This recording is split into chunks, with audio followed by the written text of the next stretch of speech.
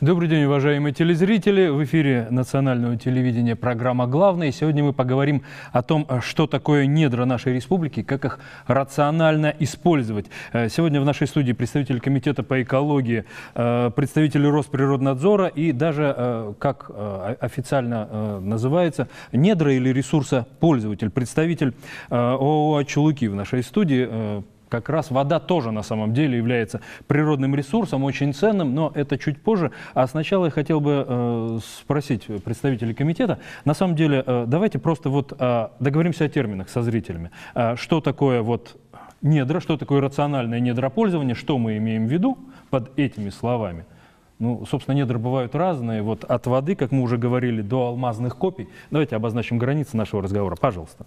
Михаил Калой, главный специалист отдела недропользования Комитета Республики Ингушетия по экологии и природным ресурсам. Пожалуйста. Добрый вечер. Для начала хотелось бы отметить, что основным направлением работы Комитета по экологии и природным ресурсам Республики является в сфере государственного регулирования отношений недропользования является развитие и рациональное использование минерально-сырьевой базы республики. Также лицензирование участков недр местного значения и контроль за соблюдением лицензионными соглашениями. Также проводится работа по повышению эффективности в части разработки карьеров и выявления новых перспективных месторождений на территории республики. Отлично. В ведении комитета входят участки недр местного значения,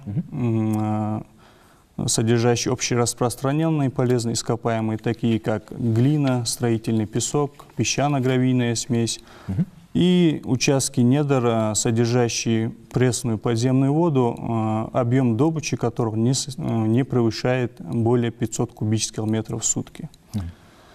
Это что относится к участкам недр местного значения. Так, в настоящее время в реестре действующих лицензий на право пользования недрами находится 28 лицензионных участков, которые находятся в пользовании у 12 недропользователей. Что в данном случае подразумевается по словам участок? То есть это какие-то карьеры или группы Участок карьер? это подразумевается участок земли, в недрах которой находятся, залегают общераспространенные полезные ископаемые. Да. При разработке это уже получается карьер. Вот основным недропользователем республики является ГУП «Ингушское карьеруправление», на балансе которого числится 14 лицензионных участков. Вот, к сожалению, представителя ГУП «Ингушское карьеруправление» нет в нашей студии, но у нас будет потом небольшой сюжет, который напрямую коснется их работы. Продолжайте, пожалуйста. Вот утвержденные запасы по всем участкам лицензионным составляют более 7 миллионов кубических метров. Это много или мало? Это для республики это больше, чем достаточно. Хороший запас. Да. Отлично. Так. Вот, в республике также существует распоряжением правительства утверждена программа, которая утверждается перечень перспективных участков недр. При выявлении таких участков он направляется на согласование в Департамент по недропользованию по СКФО, и при согласовании включается в данный перечень перспективных участков и уже готов к лицензированию при обращении желающих. А он как-то выводится из пользования других? Там уже, наверное, нельзя прокладывать дороги, строить жилье, как-то он защищается в документах? Да, конечно. Так. После выдачи лицензии, это уже выдается горно-отводный акт, учитываются угловые точки, это уже частная территория, работают в поле, что называется. Вот также хотелось бы отметить по налогам за добычу общераспространенных полезных ископаемых. Вот самый любопытный момент подошли. Мы их не просто добываем, там, те, кто добывает, извлекают из этого прибыль и платят налоги в бюджет. Насколько серьезно? Объем добычи в данной сфере составил в прошлом году более 2,5 миллиона рублей. По сравнению с периодом 2015 года это более чем на 2 миллиона рублей больше. Также стоит отметить, что по участкам недр, которые простаивают, не используются в соответствии с законом, постоянно рассматривается вопрос о досрочном прекращении права пользования. То есть выданные кому-то в пользу? Да, если нерационально используется, если не соблюдаются условия лицензионных соглашений, то досрочно прекращается право пользования. Имеет смысл найти более рачительного хозяина? Конечно, да. Кстати, более рачительные хозяева стоят в очередь к вам? Просят, если освободиться, отдадите нам? Есть Но если участок является рентабельным, то, конечно, да. Ну, я полагаю, рентабельность участка зависит не только от объема месторождения, но и от качества. И от качества, от экономических составляющих. Один может, так сказать, вывести его на рентабельность, а другой... От возможности недропользователя самого, конечно, это тоже зависит. Так, хорошо. Я так понимаю, вы регулярно проводите рейды, чтобы проверять, особенно, наверное, в летнее время. Там как раз разработка идет активнее и, собственно, оценить работу. Да, вот что касается регулярной работы в целях усиления контроля за добычей полезных ископаемых, в том числе объемов добываемого сырья и полноты уплатов налоговых поступлений от данной сферы в бюджет республики, распоряжением главы республики создана рабочая группа, которая ежеквартально проводится инспекции всех действующих карьеров с целью выявления, если такое есть, незаконной добычи, нарушений в сфере разработки карьеров, и в целях наведения порядка уже на всех действующих карьерах республики. Хорошо. Вот вы как раз упомянули, что глава за этим следит. Давайте посмотрим небольшое видео. Оно было снято летом, как раз в ходе одного из рейдов Комитета экологии в Сунжинском районе. И там как раз есть кусочек выступления главы как раз по этой теме, как раз по налогам, по карьерам. Очень любопытно, я думаю, будет нашим зрителям. Пожалуйста, видео «Карьеры Сунжинского района». Давайте посмотрим на них.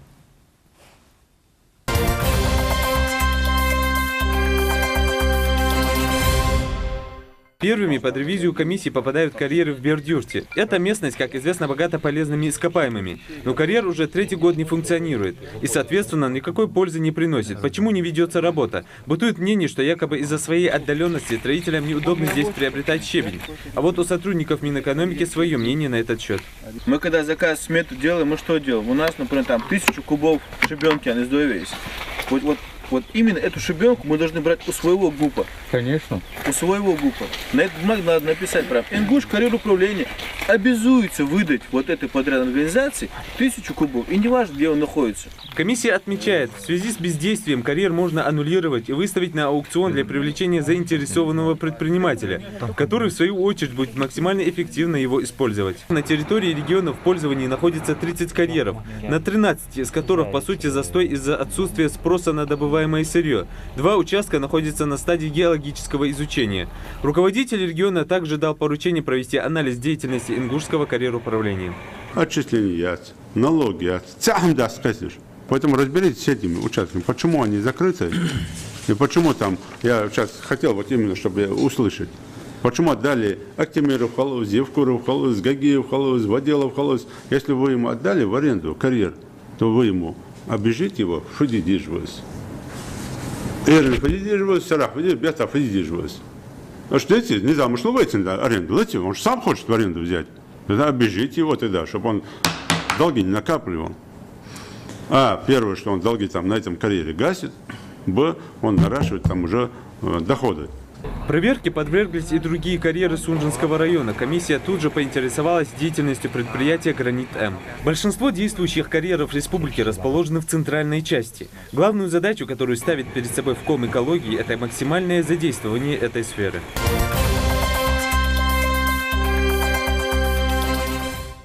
Михаил Михайлович, напомните, сколько вот карьеров у нас активно работают, а сколько недостаточно, может быть? На данном этапе из 28 лицензионных участков 11 карьеров временно простаивает. Ну, вот не то чтобы половина, но близко. Да, вот по всем этим 11 карьерам нами уже рассматривается вопрос досрочного прекращения права пользования недрами. А почему? Все-таки на самом деле строительство ведется активно, и дорожное строительство, да, и жилищное. Везде на самом деле песок, гравий, та же глина, на самом деле везде. А почему? Есть какие-то объективные причины? Как вот пользователи участков говорят? Почему? Пользователи участка объясняют это какими-то финансовыми, экономическими сложностями. У нас проблема, они говорят. Да. Ну, несмотря на это, в лицензионном соглашении прямо прописано объем добычи ежегодный, который они должны добывать на каждом карьере. Он зафиксирован. Да, и вот нарушение этого условия лицензионного соглашения является причиной досрочного прекращения права пользования. А когда вы приходите и говорите, вы не выполняете объем добычи, давайте расторгать с вами договор, в документ вы не выполняете. А некоторые, так сказать, реагируют, догоняют до объема. Некоторые догоняют, как вы выразились, но не все, да. С некоторыми приходится уже как велит закон. Приходится уже по документам работать. Нет, значит нет. Ну, что же поделать. Хорошо. Харун Юсупович, к вам вопрос. Руководитель Росприроднадзора по Республике Ингушетия Харун Бекбузаров. В вашей сфере, так я понимаю, федеральный геологический надзор, да? Звучит глобально, но на практике, я полагаю, это те же рейды, да? Нет, у нас... Как? Расскажите на самом деле, потому что, я полагаю, не все наши телезрители четко представляют.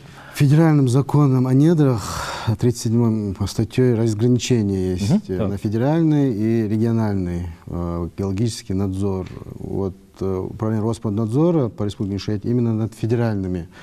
У нас как таковых не очень много недропользователей, которые подпадают под федеральный. Это углеводородное сырье, это дочка Роснефти, РН «Ингушнефть», которая разрабатывает 3 месторождения на территории Республики Ингушетия. Это Карабулака-Чулукская, Малгобек-Вознесеновская и Стерноводский участок. А также 3 организации недропользователя, которые имеют лицензии на сегодняшний момент по геологическому изучению углеводородного сырья. Это ООО «Ингеосервис», ООО «Севкав Ойл» и ООО «Алнедра». Так. Также имеются лицензии по общераспространенным, не входящим в региональное, а федеральное, это по стекольным пескам, это группа «Артис» имеет лицензии. А это разведка или уже разведка с последующей добычей, но пока у него на стадии геологического изучения. Так, любопытно. По нашему направлению лицензии выдают Федеральное агентство по недропользователю, не недропользованию, а на территории Северо-Кавказского округа это департамент по недропользованию, Кавказ-Недра. Понятно. И они выдают лицензию, и когда недропользователи не выполняют какие-то условия лицензионного соглашения, они им выдают уведомления, где ставят какие-то определенные сроки, там 3 месяца, 6 месяцев на устранение нарушений. И потом эти уведомления они перенаправляют в наше управление Росприроднадзора. Вот в этом году, в 2017 году, мы проверили по данным уведомлениям 4 недропользователя. Так. Вот, и по этим 4 недропользователям в ходе проверок установлено, что группа компании «Артис» ООО «Алнедра» исполнили все требования департамента по недропользованию. Наши углеводороды, я понимаю, это нефть, да? Нефть, да. Так. А организации ООО «Ингеосервис» и «Севкав Ойл», данные организации, вот мы только что завершили эти проверки, не выполняют условия лицензионных соглашений, к ним предъявлены административные штрафы. А насколько грубые нарушения? Или там... Или серьезно? Серьезные 15 нарушений. Вот я бы сказать, по этим 15 нарушениям, по юридическим лицам нами наложено 15 административных штрафов на общую сумму 5 миллионов 700 тысяч рублей. И по должностным тоже на 420 тысяч рублей. И выдано предписание, чтобы они устранили в те сроки, которые мы им установили. А это технические какие-то нарушения или нарушения, связанные с загрязнением? Не, это у них лицензия на геологическое изучение, просто они установленные сроки не начали свою работу, ссылаясь на отсутствие финансового средств, других. Ну, раз взяли лицензию, обязательства взяли. Взялся за гуш, так бури, разбирайся, что там внизу. Они должны были провести изучение, почитать запасы, поставить их на учет и начать уже добычу. И вот все материалы нами направлены в центральный аппарат и федеральное агентство, там будут решать вопрос. Ну, если установленные нами сроки они не исполнят, то мы лицензии у них будут изъяты. И, надеюсь, отданы тем фирмам, Да, которые сделают были, это. да. Тем более Потому что нефть — это всегда бюджет. Если действительно будут разведаны новые в промышленных масштабах месторождения, это вся республика очень сильно выиграет. Да, на сегодняшний день вот Роснефть бурит скважину вот на Средноводском участке. Вот на днях, по идее, они должны уже испытания провести. И если дает нет, то это прирост запасов, это рабочие места, это новые отчисления.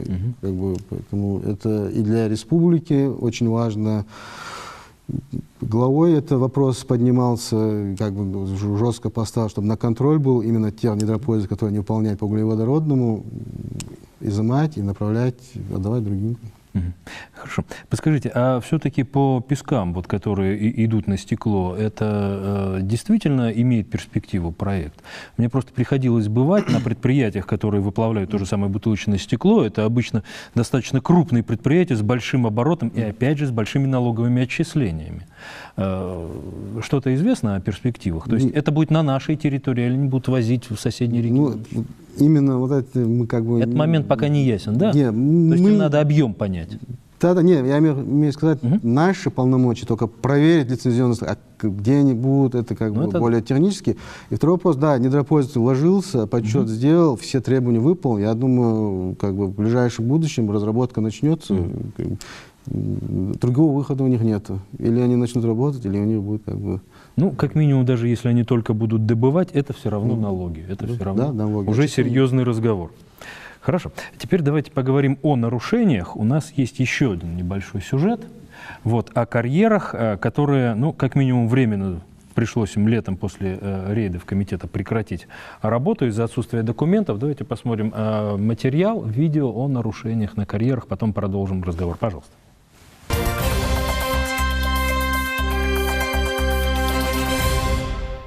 Это место богато полезными ископаемыми, именно поэтому Ингушское карьероуправление решило добывать здесь глину и другие природные ресурсы. Документов, разрешающих проводить земельные работы, как выяснилось, у подрядчика нет, а потому и управление Россельхознадзора наложило запрет на проведение земельных работ. С решением стражей закона главный инженер подрядной организации не согласен.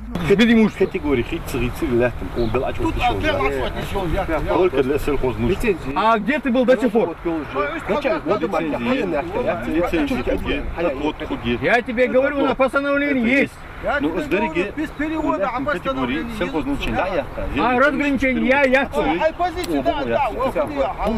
Работники Россельхознадзора поясняют, поскольку карьер находится буквально в нескольких метрах от картофельного поля, этот участок приравнивается к землям сельскохозяйственного значения, и до тех пор, пока категория не будет изменена на промышленную, разработка карьера – прямое нарушение закона. У этой же подрядной организации в запасе целый список нарушений по разработке другого карьера. Незаконная добыча полезных ископаемых здесь уже прекращена. О том, что отсутствие сопроводительных документов может повлечь за собой серьезные последствия, работники Ингушского карьероуправления знали. Тем не менее, земельные работы здесь проводились в течение нескольких лет. За отсутствие утвержденного проекта рекультивации и нарушение сразу нескольких федеральных законов руководство подрядной организации, несомненно, понесет заслуженное наказание. По итогам плановой проверки работниками управления Россельхознадзора составлен протокол и вынесен административный штраф в размере 40 тысяч рублей.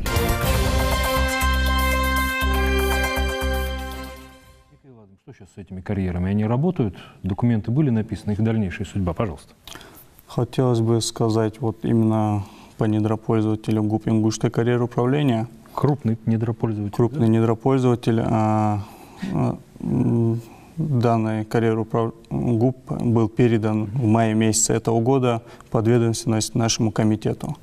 Так. И по поручению главы был проведен анализ финансово-хозяйственной деятельности самого предприятия, как ведется разработка на всех карьерах. Так, в ходе данной работы выявлены нарушения на карьерах, в том числе, что мы сейчас видели в сюжете. Я так понимаю, 3 года без документов? Тут речь шла о документах о переводе земли в промышленное назначение. Потому что там это компетенция Россельхознадзора, и по своей компетенции они там уже, как в сюжете сказано, вынесли штраф. Вот, на данном этапе также по поручению главы разработан план улучшения финансово-хозяйственной деятельности данного ГУПа, в котором указаны конкретные пункты, которые позволят вывести предприятие на необходимую рентабельность, устранить имеющиеся нарушения. В какие сроки?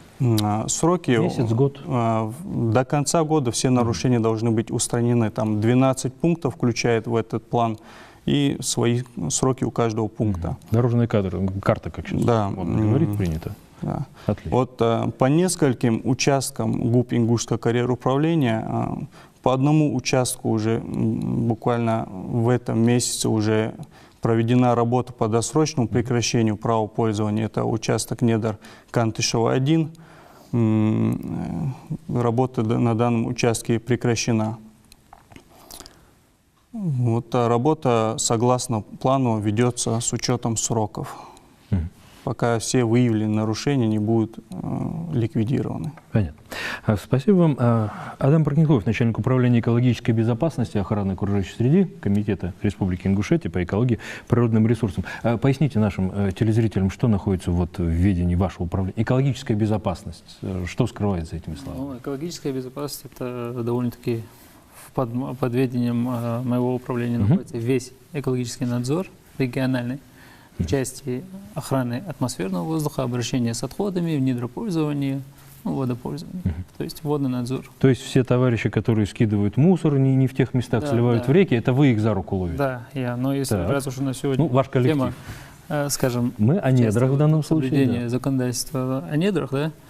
На сегодняшний день можно сказать, что комитетом организована эффективная работа по пресечению самовольной добычи общераспространенных полезных ископаемых, а также надлежащий контроль организован в части соблюдения лицензионных соглашений уже выданных. Вы сказали эффективной. Как эффективность вот, на самом деле оценивается? По количеству найденных незаконных разработок или как? Я скажу, мы регулярно проводим мероприятия, в том числе с привлечением администрации, органов государственной власти, правоохранительных органов, даже населения республики. В рамках вот этих рейдовых проверок, в этом году проведено свыше 30 таких рейдовых мероприятий. Выявлено в ходе этих мероприятий 3 факта незаконной добычи общераспространенных полезных ископаемых. А где это было? Какие районы отметились вот, незаконными карьерами? У нас, насколько я помню... Я понимаю, речь идет о добыче песка, наверное, да? И гравия, да? Да. В общем, это необходимо отметить, что эффективность работы государственного органа, в том числе и природоохранного органа, зависит не от так называемой палочной системы, где выявляется больше нарушений. Нет, у нас такого нет. Больше выявил? У нас наоборот. Наоборот? У нас получается, что чем меньше выявил, чем меньше нарушений, тем эффективнее работает государственный орган. Такие же показатели деятельности, как у нас, у комитета, так, насколько я помню, у Росприроднадзора. Чем меньше нарушений, тем лучше работает орган. Для сравнения могу сказать, что, вот, например, мы в этом году выявили 3 факта незаконной добычи, а в прошлом году 20 фактов. Динамика. Да. А по факту добыть все-таки не смогли. То есть, так как начинается работа по добыче, сразу же в ходе рейда выявляется, либо там обращение гражданина. День-два, неделя приходите вы? Не неделя, не день, не два. Сообщает любой, либо гражданин, либо участковый инспектор, который это видит, либо мы выявляем. То есть активно и быстро все происходит на самом деле. Да, и сразу выезжаем, подключаются правоохранительные органы, сразу же пресекаем и, соответственно, собираем доказательственную базу, привлекаем к ответственности. Хорошо. А за счет чего такая разница? В прошлом году 20, сейчас 3. То есть все равно пытаются, все равно тут же быстро выясняется. Почему стали меньше пытаться? Поняли, что ни к чему хорошему не приведет, быстро, так сказать, выявят, поймают за руку и накажут? С одной стороны это, с другой стороны очень высокие штрафы. А какие, кстати, штрафы? Если говорить о юридических лицах, там штрафы по недропользованию могут даже до миллиона доходить. От 800 до миллиона. Хороший штраф. А частник? Частник там поменьше, там 1050, сколько. Тоже, если кто-то там на Но там больше даже не то, что штраф, а можно исковые требования, там подсчет нанесенного ущерба, и частник, ничего, там миллионы. Там цифры. Да, поэтому лучше пойти и купить карьеруправление, чем рисковать. И, наверное, уже более начали недобросовестные, как называть граждан, понимать, что лучше... Поняли, что дешевле обойдется по-честному купить. И самое важное, что там может еще быть дана уголовно-правовая оценка и усмотрено, скажем, уголовное правонарушение, уголовное преступление. Это чего бояться больше всего.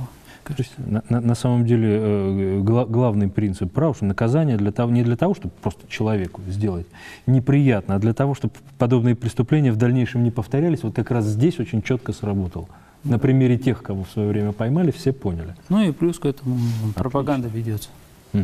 Пропаганда, любая наша работа, все, что мы делаем, где мы выявляем безлицензионку, где мы привлекаем к ответственности, все выкладывается у нас на сайт. Часто бывают даже телепередачи с участием, там, такие же сюжеты с телевидением.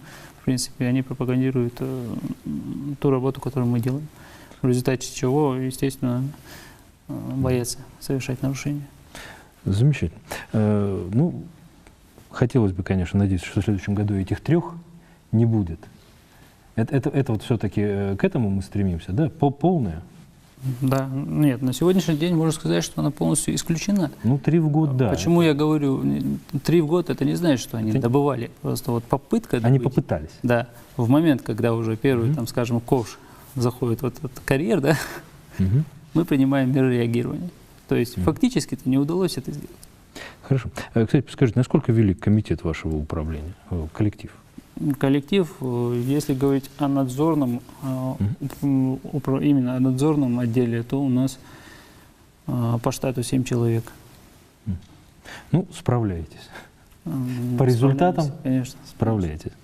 Ну что же, хорошо. Спасибо. Давайте перейдем.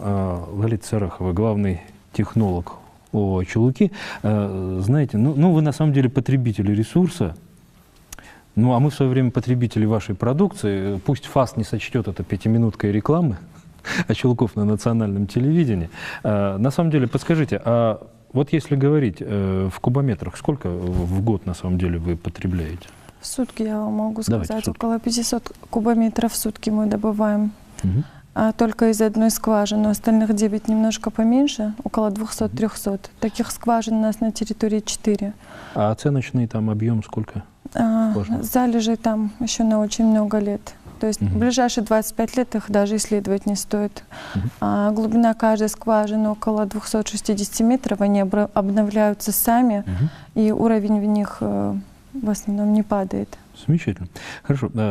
Кстати, любопытный вопрос. Эти скважины, это вот только питьевая вода или какая-то часть идет на технические нужды? Большое производство, оно же что-то требует, нет? Ни в коем случае. Как у вас делится вот это? Это только минеральная вода. Это только? Это только минеральная вода, лечебно-столовая по своим свойствам. Вот. Техническую воду для нужд технических мы используем воду из Кантышевского водохранилища, да. Мы ее предварительно То есть это отдельный водозабор, они не пересекают? Нет, абсолютно. Замечательно. Подскажите, на самом деле, действительно, еще раз, ФАС, не надо вот думать, что рекламы никакой. На самом деле мы говорим о работе предприятия. Чем отличается именно вода в этих минеральных водозаборах?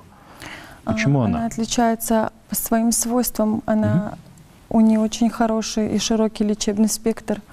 Каждая скважина уникальна по своему составу. Особенно это 376-я скважина, это Чулуки, те, что в синей упаковке. Вот, у них состав не повторяется больше ни в одной воде. Не то, что в России, в Европе, но даже в мире. То есть месторождения минеральных вод ингушских, они... Уникальные, очень уникальные. Очень уникальная вода по своему составу. Хорошо. Скажите, мы вот говорили, на самом деле, в самом начале о недропользовании, заключении, лицензии и так далее, и так далее. У вас тоже такое же соглашение? Да, лицензия есть, конечно. И у нас есть соглашение. И там тоже есть какой-то размер добычи? Вот. Извините за Да, мы отчитываемся добычи, да? Ежеквартально, предоставляем отчет по добыче. Также мы предоставляем ежеквартальный отчет по сточным водам. Не нарушаем ли мы количество сброса? Ну, экологическое законодательство достаточно большое, достаточно разнообразное, и, я так полагаю, вас, как достаточно серьезные предприятия, держат под контролем. Претензий, я так понимаю, наверное, пока нет? Вот, надеюсь, не будет, да? Надеюсь, что минеральная вода, я отмечу, что является федеральной лицензией у них. Поэтому контроля у нас в этом плане нету за ними. По федеральному можно сказать, Чулуки, да, мы тесно взаимодействуем, как я сказал, организация, которая выдает лицензии «Кавказ-Недра». И И в территориальный фонд геологической информации, что пока с Очилки проблем нет, отчет сдают. Я бы хотел сказать, по сбросу, вот, единственное, которое, как в пример можно поставить, в лаборатории договор есть, отчитываются очень хорошо. По платежам, по всем, вроде как бы пока проблем нет. Погодите, это у нас образцовый недропотребитель получается. Ну, потому что, мне кажется, пример? Еще и того, что сбыт есть, потом менеджмент, наверное, на хорошем уровне поставлен. Может, поэтому и сбыт есть, что у них менеджмент на самом деле. Водой торгуют многие, не все успешно. А тут как раз отличный пример. Ну что же, на самом деле, ну, технически, может быть, мы раскрыли вот саму тему, по большому счету, недропользования. Но хотелось бы задать еще несколько дополнительных вопросов. Михаил Хайлович, на самом деле, в чем проблемы? Вот на самом деле есть какие-то проблемы по недропользованиям. Ну, мы поняли, кто-то заключает договоры, не выполняет их. Понятно. Кто-то самовольно пытается, не получая лицензии, что называется, обогащаться за счет матушки природы. Понятно. Есть еще какие-то проблемы с недропользованием? Или вот исчерпываются этими двумя? Проблемы, основные проблемы, это если говорить о лицензионных участках. Да. Вот. Именно о недрах, о полезных ископаемых. Да. Часто встречающиеся нарушения – это несвоевременное предоставление документации. Так. Также случаются случаи, когда недропользователь выходит за рамки горного отвода, который ему предоставили. За границу выходит, да. Ковшами, экскаваторами. Да. Также, как мы уже указывали, по объемам добычи. Недостаточный объем добычи, который указан в лицензионном соглашении. Не выполняет соглашение с государством. Что является существенным условием лицензионного соглашения, и, как мы уже говорили, ведет к досрочному прекращению права пользования недрами. Ну, в общем, основные проблемы такие. Вот да. Круг нарушений. Пожалуйста, добавьте. Хотел бы сказать, что как бы проблемно еще у нас пресные подземные воды. Но это любимая тема всех жителей вот наших районов, за исключением, наверное, Магаса, пресная вода, водоснабжение. Да, ну мы не по качеству, качество это более как бы другие органы, а я хотел сказать по лицензиям. Люди у нас, конечно, воду хотят, качественно хотят и правильно хотят, но платить как такого не очень-то любят и хотят. Да, я просто помню, год назад вот здесь прозвучала фраза: пока вот вода в мой дом не придет вот идеального качества и без перебоев, я платить не начну.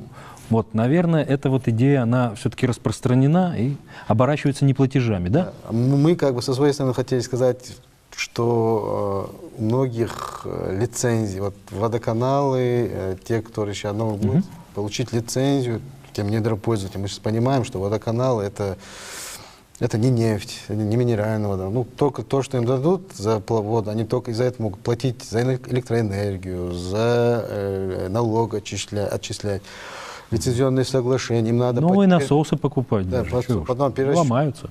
Пересчет запасов, ставить на баланс запас, там много что есть. И большое и беспокойное хозяйство, да. Из-за этого, получается, они могут получить лицензию. У нас как бы сейчас комиссия республиканская создана именно по лицензированию. Там надо технические зоны отвести. И вот сейчас комиссия создана, будем выявлять, наказывать. Ну, штрафы большие, как я сказал, безлицензионно от 800 до 1 миллиона. Но... То есть, погодите, они получат штраф, по сути, за то, что кто-то им не заплатил по заводу, получается? У нас очень много... В том числе, да? Понятно, что там много. Есть скважин, которые... Мы же понимаем, закрыть не можем, без людей, без воды. Нельзя, это социальный вопрос. Да, социальный. Нельзя закрыть. А лицензию получить надо. Налагать на эти... А без лицензии работать — это нарушение закона, грубое, да? Грубое закона, там... Заколдованный круг. Ну, разрывать надо этот круг. Ну, разрывать именно платежами, а не прекращением подачи воды в населенный пункт. И платежами параллельно, и недропользы, водоканалы, все они как должны и перерасчет делать, и лицензию получать. Ну, мы думаем, в ближайшие 2 месяца, сейчас все скважины передаются Ингушводоканалу.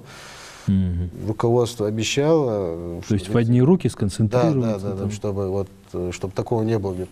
И каждый 3-4 скважины, 3-4 скважины, люди пьют, но на балансе ни у кого не стоят. анализы не ведутся.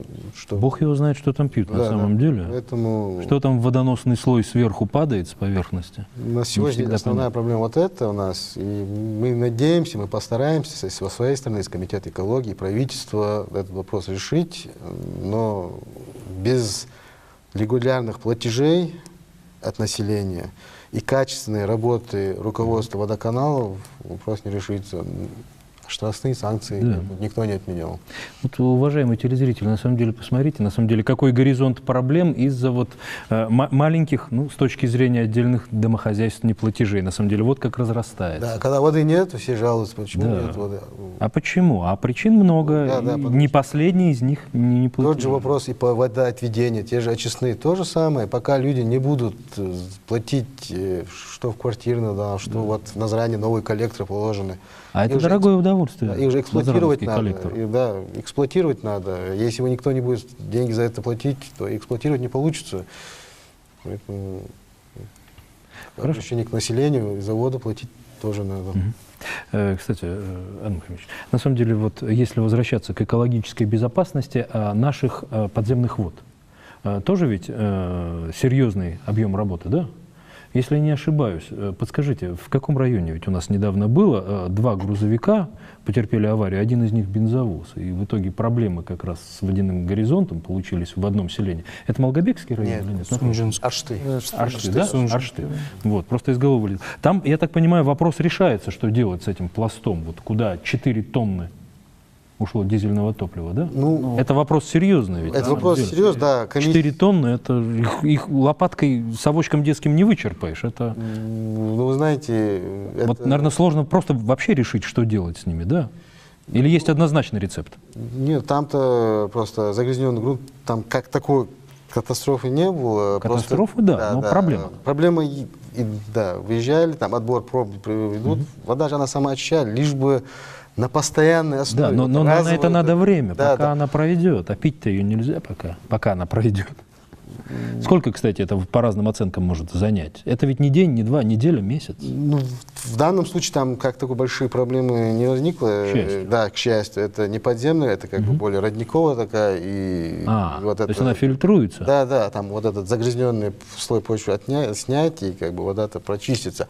Но не допускать, чтобы охранять, вот поэтому, говорит, каждая скважина имеет свою санитарную зону. Первая зона, где вообще ничего не будет. Насколько велика первая зона? 30 метров, по-моему, первая зона. Это радиус, диаметр?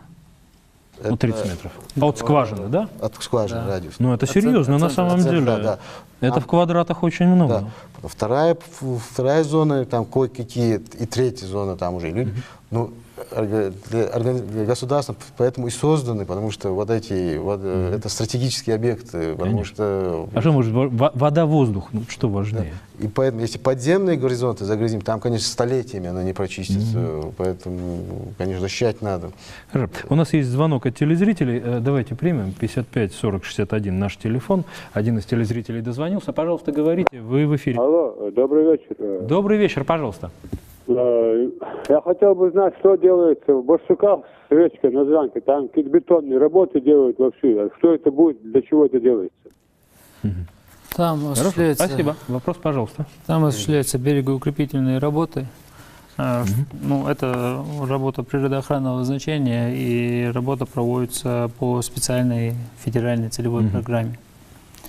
В принципе, делается для того, чтобы не было эрозии, вот, в том числе. Чтобы берега не сползали, да? Да, предотвратить наводнение вдруг, дождевые, в принципе, защищать население прибрежной зоны, которые находятся. Я так понимаю, у нас эти работы ведутся по республике достаточно активно, все лето, да, ведь? В разных местах? Ну, по программе вот, проводилась работа в Магасе в 2015 году, если не ошибаюсь. Сегодня проводится в Барсуках, Назранка, там, по-моему, 1,6 километров берегоукрепления. Ну, в целом у нас еще проводится работа по восстановлению водного объекта и экологической реабилитации прудов. На сегодняшний день активно ведется работа в городе Сунжа. То есть в конечном итоге у нас будет какие сроки? Восстановленный объект. Если где-то не ошибаюсь, месяц-два, может быть, начали, либо до конца 17-го, либо переходящий объект, честно До говоря, конца лично я не текущего занимаюсь. года. Ну вот так, в принципе, вот. Декабрь 17-го, я не помню. Да, но в ближайшее время там очень активно ведется работа у нас. В конечном итоге, будет восстановлен водный объект. Помимо этого, по распоряжению главы, будем подыскивать инвесторов, что не просто там восстановили водный объект, но его еще облагородить, чтобы он был красивым, чтобы были пляжи какие-то красивые места, чтобы люди могли там гулять, отдыхать. Все будет красиво. Любопытно. Я помню, вот когда мы готовили программу «Диалог с народом», приходило даже обращение, нельзя ли на Сунжинский пруд из канала воду подвести. Вот. То есть народ на самом деле с интересом следит за этим проектом и вот даже какие-то предложения вменяет. Но я так полагаю, в работу оно не пошло, потому что там уже был проект, все было посчитано и как-то вот без Алханчурского канала все прекрасно в данном должно случае, действовать. Вот по вопросу нашего гражданина я бы сказал, не нужно беспокоиться, наоборот, нужно радоваться, что проводятся такие работы. Хорошо. У нас буквально осталось немного времени. Что можно было бы сейчас, обратясь к нашим телезрителям, пользуясь возможностью, у нас ведь год экологии, да? Понятно, самый базовый, такой достаточно банальный призыв, его еще Джоанна Стингрей 25 лет назад озвучила, кто помнит, не надо мусорить, помните? Вот, да. Вот кроме не надо мусорить, что еще? Вот не надо мусорить и надо платить за воду, да? Что еще вот можно нашим телезрителям просто сказать? В общем, если сказать. А то как-то получается, наши телезрители отдельно, экология отдельно. Где вот они, родной республике, могут помочь? На сегодняшний день существует необходимость, наверное, улучшения экологической культуры и экологического просвещения населения.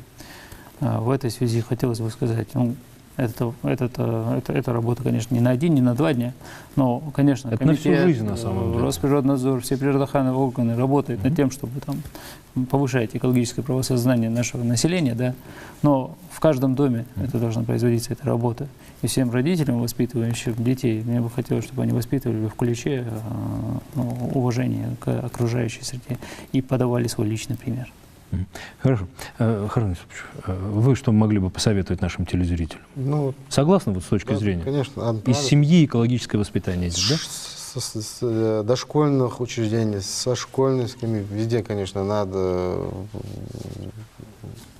объяснять, что это твое. То есть с детей начинаем? Да, что это другой земли у нас нет. Если мы сейчас будем загрязнять, что потом почистить тот же, как мы сказали, водные реки и подземные, и воздух. Все оно потом десятками, столетиями восстанавливаться должно. Если не будем мусорить, то даже тот же отдых в горах, каждый за собой убирал, бросал только не там, где попал, а заключил договор с организацией, которая имеет лицензию, которая ты знаешь, что она будет, именно она вывозить будет и утилизировать будет. Вот в этом году очень много делается. Тот же завод построен по сортировке. Сейчас полигон до конца года планируем открыть. То есть государство, власти республики, что могут, со своей стороны делают? Очистные в Назране открыты. И Карабулак, и Сунжи тоже вопрос решается. По очистным тоже доведем, чтобы не загрязняли. Но и от населения тоже многое зависит, чтобы душа болела за свой родной край. Хотелось бы, на самом деле, чтобы мы не получили урок, который в свое время получила Европа по экологии. Мы как-то привыкли на Европу-то, что там все чисто, там все прекрасно, удивительно. Мы просто, наверное, не очень помним сейчас, что в Европе творилось в 60-е и 70-е годы. Помню, как-то вот у меня в семье выписывали журнал «Наука и жизнь». В 85 году там была маленькая заметка. В Рейне, это Германия, впервые за 15 лет лосося выловили. А до этого он там был просто забит, Рейн весь. Огромная река, на самом деле, она с Волгой сравнимая. Забит отходами нефтепереработки и так далее. Европа почему сейчас чистая? Она прошла этот урок. Хотелось бы, чтобы такие уроки мы на чужих, наверное, да, ошибках извлекали и сами через это не проходили. Еще один звонок у нас есть. Пожалуйста, послушаем нашего телезрителя. Пожалуйста, его в эфире, слушаем вас. Добрый вечер. Только что прозвучала передача о том, что в Сунжинском районе Слепцовской будут реставрировать пруды. А когда все начнется делать в Назрановском и в Сунжинском районе, в Карабулакском пруду? Кто мог бы ответить? Еще раз повторите вопрос. Ну, честно говоря, я так понял, восстановление Назранских, Карабулакских прудов, реабилитация. Вот. Я понял. Да, прудов. Вот в Сунже. Данная работа планируется, ну, насколько я знаю, не в этом году. А есть какая-то проблема большая с Назрановским прудом? Не по адресу вопроса, конечно, нет. Ну, насколько я знаю от моих коллег, что будет проводиться эта работа. Это, понимаете, это же делается по федеральной целевой программе, хотя бы очень хорошо, что в этом году получилось в Сунже. Там деньги выделяются, но все это по календарю расписано. Да. Ну, и, скорее всего, и Карабулак, и Назрань будет даже не Но тут надо сначала посмотреть, как на самом деле вот на Сунже, на результат, все прекрасно. Если все будет замечательно отработано, федералы, наверное, с удовольствием дадут и на остальные водные объекты. Если в общем по экологической ситуации у нас... Да, пожалуйста. Да, раз мы уж отошли от темы по недрам, в этом году, вода и мусор. Да, в этом году, как мы уже сказали, что проводится очень большая работа в год экологии. У нас утвержден план года экологии, который включает 86 мероприятий. И я так понял, он очень хорошо выполнен уже. На сколько процентов можно примерно так вот оценить? Если говорить по срокам, то он исполнен на 100%. На то, что осталось, ну там немножко осталось мероприятий. Отлично. В целом можно сказать, что планируется комитетом, запланировано ликвидировать все свалки и навалы отходов на территории республики. Имеется в виду нелицензированные, незаконные? Все свалки. Неправильные свалки, так сформулируем. Ну, на которые нет разрешения. Пока что у нас нет объектов размещения отходов, внесенного в государственный реестр объектов размещения отходов. То есть работа ведь ведется? Да, есть одно место, куда разрешили размещать отходы, пока ликвидируются остальные свалки. То есть хотя бы, чтобы какая-то альтернатива была размещена. Я просто имею в виду, чтобы зрители не подумали, что вообще ни одной свалки даже разрешен. Что касается, во всех населенных, в этих районах республики установлены специальные контейнеры, куда люди могут сбрасывать отходы, эти контейнеры в последующем по договору вывозятся. Это такие большие красивые контейнеры. Ну, в общем, планируется ликвидировать все свалки, кроме 3 самых крупных. Это в Нестеровке. Нестеровская, это в городе, рядом с городом Сунже находится большая крупная свалка, она недавно горела. К сожалению. Да. В Карабулаке свалка, которая городская, и Назрановская крупная свалка. Но без внимания мы эти свалки не оставляем, поскольку уже ведется работа по разработке проектной документации для включения в последующую этих свалок. Карабулакская пока у нас проблемно ее включить, но мы включаем на сегодняшний день Нестеровскую и в Назране свалку для ликвидации за счет средств федерального бюджета по программе ликвидации накопленного экологического ущерба. Сегодня разрабатывается проектная документация, уже сейчас ведутся общественные обсуждения по данному вопросу. И я думаю, все, что сможем ликвидировать мы своими силами, мы ликвидируем, а то, что своими силами не можем, будем ликвидировать, используя средства федерального бюджета. Так, хорошо. Я так полагаю, сейчас у телезрителей мог возникнуть вопрос, а все-таки вот действующий мусорный полигон, он один будет в итоге в республике? Или как? До конца года планируется построить реально хороший полигон. А где? Место выбрано, наверное? Да. В Сунже у нас запроектирован полигон. А как там логистика? Опять же начнут говорить, ой, далеко ездить. Там удобные подъезды, он нормально по дорогам учитывая, что у нас республика скоро переходит на новую систему обращения с отходами, согласно утвержденной дорожной карте, она должна перейти уже к концу этого года. Работа по собиранию отходов, по сбору отходов от населения, транспортировке до полигона, она будет налажена довольно-таки хорошо. И о логистике... То есть это тоже просчитано, продумано? Да, эта вся работа уже ведется по всей России. Территориальная схема разработали. Все субъекты будут переходить на новую систему. И я думаю, проблемы... То есть таких оправданий не должно быть? Не будет в итоге? Во всяком случае, это все Вы их закроете. Будет урегулировано на законодательном уровне. Отлично. Хорошо, у нас есть еще один вопрос. Пожалуйста, вы в эфире, спрашивайте, мы слушаем вас. Добрый вечер. Приветствуем вас, добрый вечер, ассаламу алейкум. Валейкум салам, пожалуйста, спрашивайте. Вот, уважаемые ведущие, этот вопрос будет, конечно, к вам, а вы дальше его как проработаете сами. Мы вас очень уважаем и слышим положительные ответы и хорошие вопросы вы сами задаете. Вот у нас в Ингушетии богата водой. эта вода льется днем и ночью, ну, горная вода. Проложить трубы, ну, напоить этих наших братьев, сестер этой водой, ради Аллаха, ради Бога. Вот, а это Обанхи и Очелки в Москве будут с удовольствием брать. Почему? Потому что там вода плохая, и она будет даже дороже уходить. И бизнесменам от этого, одним словом, бизнесмены наши не пострадают. Вот такой вопрос, проработайте его, пожалуйста. Баркал, благодарим вас. Всего доброго. До свидания. По данному вопросу можно... Не, ну это уже к этим, да. Организация Обанхи и Очелки, как они будут... Да, ну тут, наверное, надо сначала уточнить, что рынок Москвы... Забрали рынок Москвы, что вода хорошая, вам надо... Так мы работаем не только с рынком Москвы, мы работаем по всей России. Сейчас мы планируем выйти на Китай.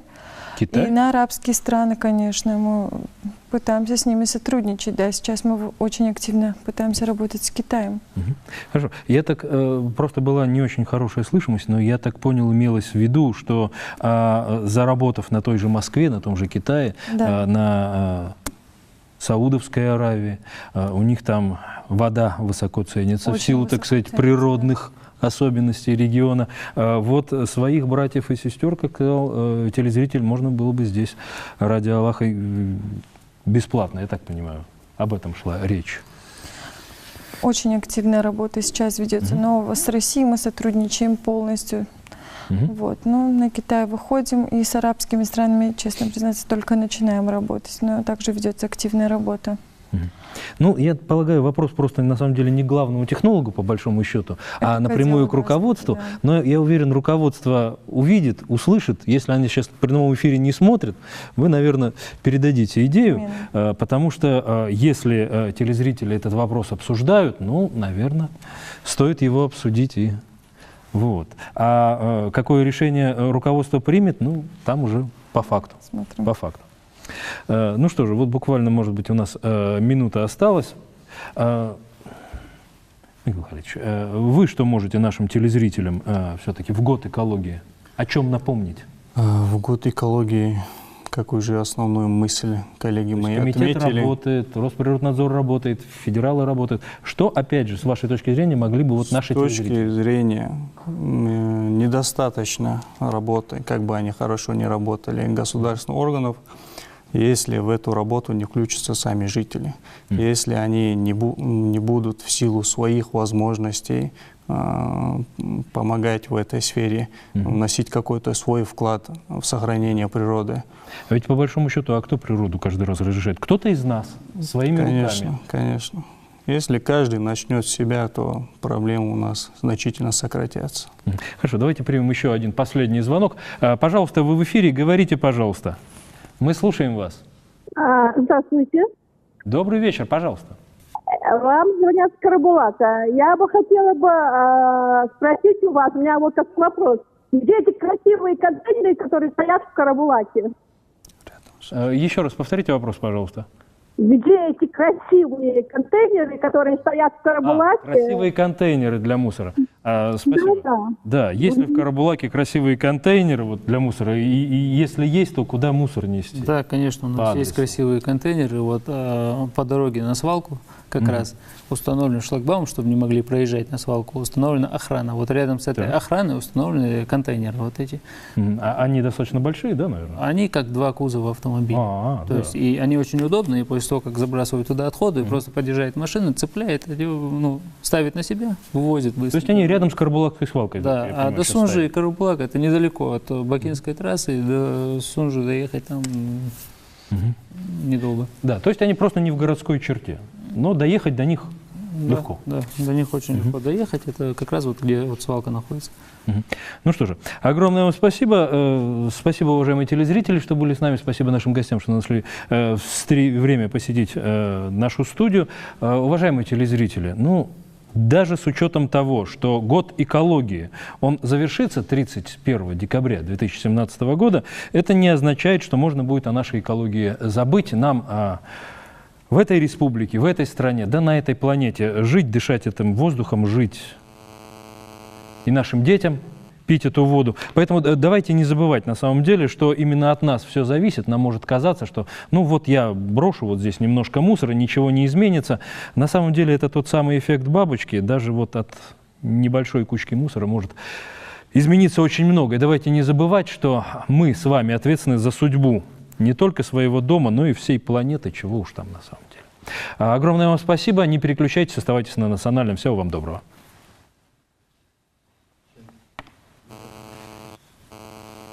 Сколько мы минут были в эфире? Можно 2 темы записать.